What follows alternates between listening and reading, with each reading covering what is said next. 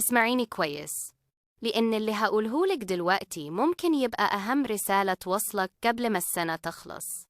إحنا داخلين على ديسمبر، آخر شهر، بس الطاقات اللي شايفاها حواليكي طاقات بداية مش نهاية.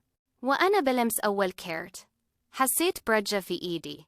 رجة معناها إن حاجة كبيرة جاية ليكي، حاجة هتغير طريقة تفكيرك ونظرتك لنفسك وحياتك كلها.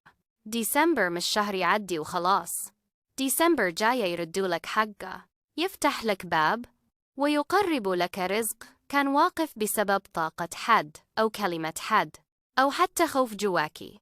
الكارت التاني، أول ما قلبته حسيت بدفى، والدفى ده علامة واضحة إن في خبر حلو، خبر هيفاجئك ويطمن قلبك قبل يوم 20.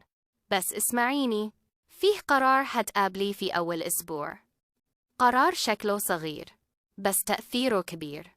لو قولتي نعم في الوقت الصح هتتنقلي مرحلة تانية تماماً، ولو ترددتي هيفضل اللي وجعك مكانه. ودلوقتي اسمعي أهم حاجة، فيه علامة هتظهر قدامك بين يوم 3 و7، رقم بتكرر، كلمة في سوشيال، حد يرن عليك من غير ما تتوقعي. والعلامة دي مش صدفة، دي الرسالة اللي الكون بيقولك فيها ده وقتك، قومي وخدي خطوتك.